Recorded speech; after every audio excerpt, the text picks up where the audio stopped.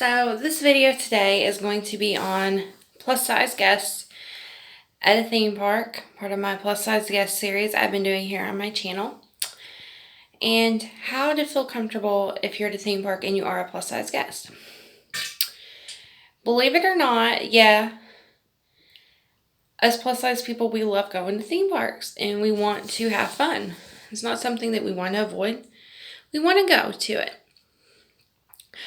However, sometimes you just feel a little uncomfortable because you're scared of how maybe you're going to fit on the rides, for example, or just being embarrassed, shame. First off, there's something called the walk of shame, which is basically where you get online for a ride, you get up to it, and then once you're up there all the way at the top, then you discover, hey, sorry, that was bothering me. It's still bothering me. Oh well. You can't ride. You're too big. You're not going to fit. And then you have to do a walk of shame in front of a bunch of people and leave the exit line. How to avoid that walk of shame?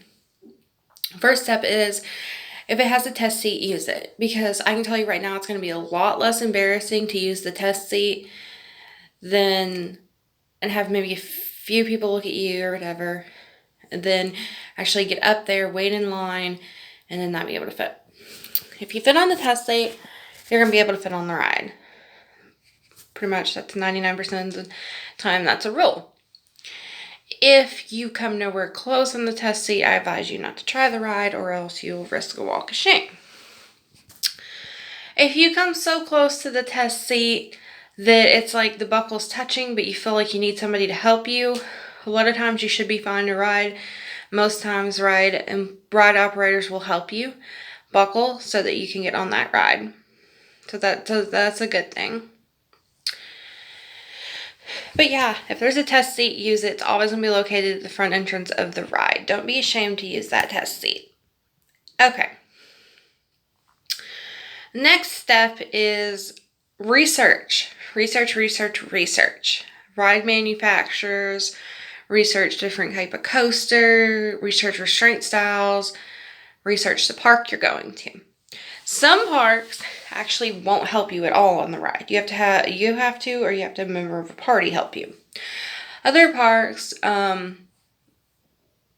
help you, and then you have some parks that are notoriously hard for bigger people to get on, and then you have parks that pretty much everybody can get on. Disney World's a good example of one of those parks where you can pretty much ride everything. Cedar Point, on the other hand, is one of those parks where you may be more limited to what you can do. Next is there should be an accessibility guide on the theme park's website that is going to tell you, basically, kind of sometimes the restraint styles, weight limits. Weight limits are another thing you got to watch for. But yeah, the biggest thing is to do your research before you get to the park, about the park. Every park that I've ever been to and I've heard about, there's going to be at least some stuff that bigger people can do. And yes, there is usually a coaster too. But I think a lot of it just depends on the park, what type of rides they have, restraint styles, weight limits, different things like that. Hey puppy, sorry, my kitty, he's not feeling good. Next up is, I'm afraid to walk around wearing shorts because my fat's gonna hang out or something like that, or swimsuits. And what I can tell you this is, you're not gonna be the only fat person that's gonna be there. I got news for you. You never are. And you know what? Screw the haters. You're there to have a good time. Most people aren't going to pay you a bit of attention. Trust me. I've never really had somebody pay that much attention to me at a theme park. So that's a good thing. Another thing is walking. If you're not exactly in the best shape, walking around the park, scared you may get tired. Most parks, should be all parks, should have benches, places to sit, stuff like that. Don't be ashamed to sit. People do it all the time. Skinny, big, young, old. That's what it's there for. so you can take a break. Don't be scared. And another rule is, if you are a bigger guest, is don't rush yourself. That is how you get tired. That's how you get out of breath.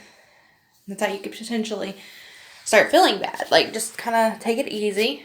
Go at a pace that's comfortable for you. My last and final tip is to stay tuned to my channel here. I'm going to come out with more videos talking about plus size guests, how they're going to fit on rides, how plus size friendly each park is, going in depth using my personal dimensions, my personal experience. If most of these parks, all of the parks so far to this point I've been to, and will continue to do parks I've been to, then I'll start going to parks that I've never been to. And when I do these, I can do a lot guessing by how restraints are, manufacturer styles, looking on the internet and doing research.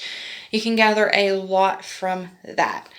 But the biggest tip that I can tell you is, don't feel bad. You're not the only big person in the world, not the only person that is bigger in the world that wants to enjoy a theme park.